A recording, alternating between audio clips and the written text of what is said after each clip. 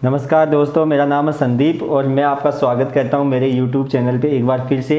जैसा कि कल मैंने आपको कहा ही था कि मैं आपके लिए रोज़ एक जीके की ट्रिक लेके आऊंगा और उसी कड़ी में अपन आज फिर से हाजिर है। ये है ट्रिक नंबर 2। कौन सी है ये? ट्रिक नंबर 2 है। कल अपन ने ट्रिक नंबर 1 अपन ने सीख ही ली थी। तो देखिए, कल अपन ने कर्क रेखा पे स्थित जो भी देश थे उनके बारे में अपन ने जाना था और आज अपन सीखने वाले हैं विषुवत रेखा, या जिसको इक्वेटर लाइन बोलते हैं। विषुवत रेखा क्या होती है कि जो अपना ग्लोब होता है, जैसे मान लो ये ग्लोब है और इसके बीच में मिड में जो रेखा होती है, जिसके ऊपर तो होती है कर्क रेखा और नीचे होती है मकर रेखा। तो कर्क रेखा 23.5 डिग्री पे स्थित होती है, ये आपको पता ही है। और ये मकर रेखा भी 23.5 डिग्री दक्षिणी गोलार्ध और उत्तरी गोलार्ध पे स्थित होती है। तो इसके बीच में जो ये जो रेखा होती है, ये जो आप रेखा देख रहे हो, इसको बोलते हैं भूमध्य रेखा या विषुवत रेखा। इसी को भूमध्य रेखा या विषुवत रेखा के नाम से जाना जाता है। और दूसरी बात यह है कि यहाँ पे वर्ष में 2 बार क्या होता है कि वर्ष में 2 बार जो सूर्य होता है वो एकदम इस रेखा के एकदम लंबवत होता है। कब कब होता है? एक तो होता है 21 मार्च को और एक होता है 23 सितंबर को।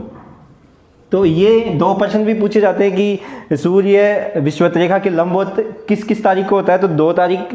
तो आपको ये याद रखनी है। और दूसरी, अब अपन बात करते हैं इसके ऊपर कि सबसे पहले जैसे आपको पता है ये काल्पनिक रेखा है जो पृथ्वी के ऊपर खींची गई है, जहाँ पे दिन रात वर्ष भर में दिन रात बराबर होते हैं। और अब अपन उस ट्रिक की बात कर लेते हैं जिस ट्रिक के लिए अपन जुड़े हैं। तो वो ट्रिक कैसी है कि आपको एक बार मेरे साथ ये लाइन बोलनी है। क्या लाइन बोलनी है? कि बाजी काकी यूँ सोम के माल को ले गई। आपको एक बार मेरे साथ रिपीट करना है कि बाजी काकी यूँ सोम के माल को ले गई।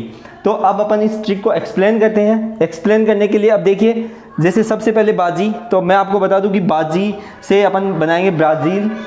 उसके बाद में का से कांगो, की से किरबाती, यू से युगांडा, सो से सोमालिया, के से केन्या, माल से मालदीव, को से कोलंबिया, ग से गेबन और ई से इक्वाडोर और इंडोनेशिया। ये जो देश है वो विषुवत रेखा के ऊपर स्थित है और इन्हीं देशों से विषुवत रेखा होके गुजरती है। पहली बात तो ये। दूसरी बात ये कि जैसे मान लो आपको कभी कभी परीक्षा में अपन देखते हैं कि राजधानी से संबंधित प्रश्न भी पूछ लिए जाते हैं। तो कुछ देशों की राजधानी यहाँ पे लिखी हुई है, जैसे युगांडा की कंपाला होती है और केन्या की नैरोबी होती है, मालदीव की माले होती है। और मालदीव देश में माले नगर सबसे बड़ा नगर भी जिसको जाना जाता है।